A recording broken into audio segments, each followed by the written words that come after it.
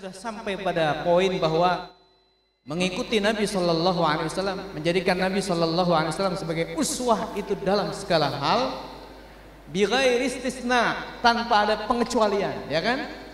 Maka berarti termasuk yang wajib menjadi uswah pada diri Rasulullah Shallallahu Alaihi Wasallam adalah bagaimana Nabi Shallallahu Alaihi Wasallam menegakkan Islam, mendakwahkan Islam, memperjuangkan Islam ketika tidak ada sistem Islam.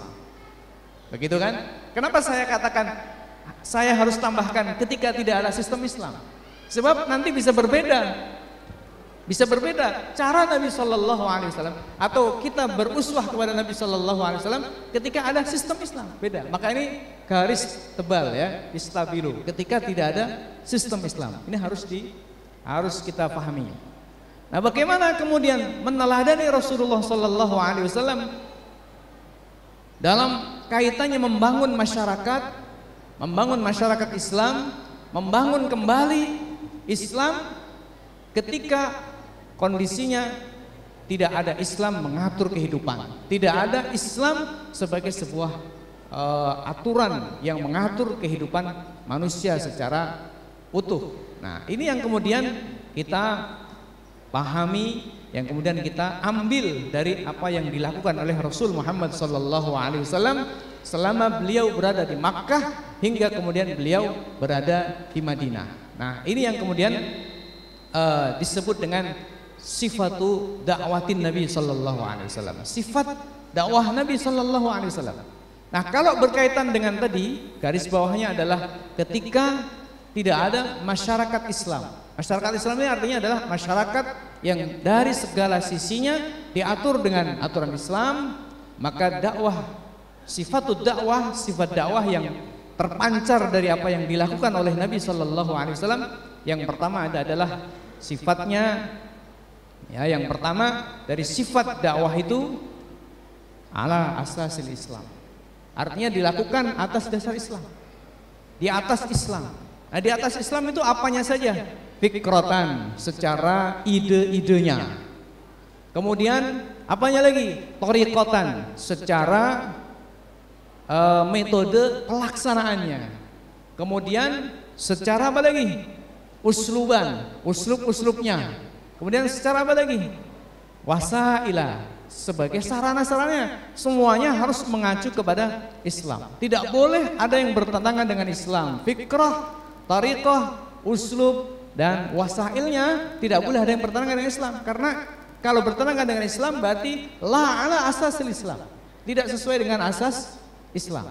Ini yang pertama. Kemudian yang kedua, sifat dakwah Nabi Sallallahu Alaihi Wasallam.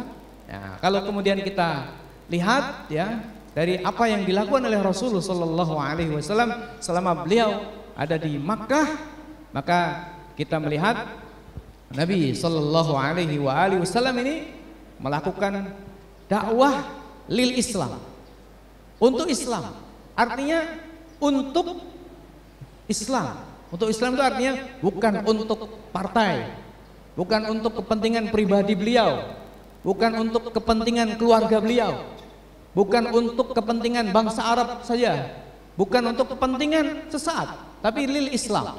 Nah, begitu. Yang ketiga, ilal Islam. Ilal Islam itu artinya bagaimana? Aqidatan wa syariatan. Ilal Islam baik secara akidahnya maupun secara syariahnya. Nah, ini panjang nanti penjelasannya ya. Tapi tiga, ala asasil Islam, di atas dasar Islam, walil Islam, untuk Islam saja, bukan untuk misalnya suksesi 2029 seperti itu, bukan ya.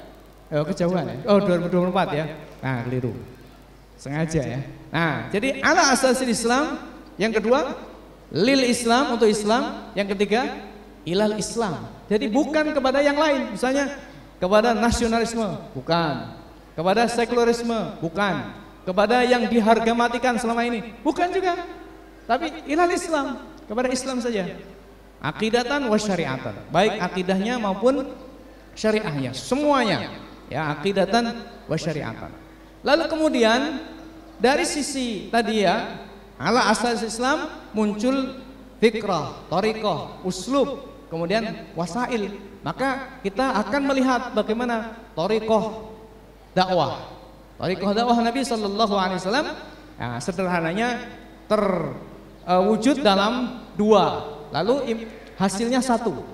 Terwujud dalam dua itu apa? Terwujud dalam dua itu yang pertama adalah tasqif, yang kedua adalah tafaul atau tasqif itu mengkader, mengajak manusia untuk mendakwahkan Islam, mendidik manusia dengan Islam dan mengajak mereka untuk bersama-sama mendakwahkan Islam. Yang kedua adalah tafaul malumah, artinya berinteraksi bersama umat, mengajak para kadernya untuk bersama-sama mendakwahkan Islam. Dan hasilnya ini tentu saja berkaitan dengan poin yang ketiga tadi di atas, yaitu kepada Islam. Kepada Islam itu artinya tauhid, menerapkan syariat Allah Subhanahu wa taala, menegakkan sistem yang akan menerapkan syariat Allah Subhanahu wa taala. Nah, di pembahasan ini, thariqah ini, maka kemudian hasilnya adalah terjadilah penegakan syariat Allah Subhanahu wa taala di mana Nabi sallallahu alaihi wasallam mampu dan berhasil menegakkan sistem Islam di Madinah. Nah, begitu sederhananya ya. Wallahu subhanahu wa taala alam.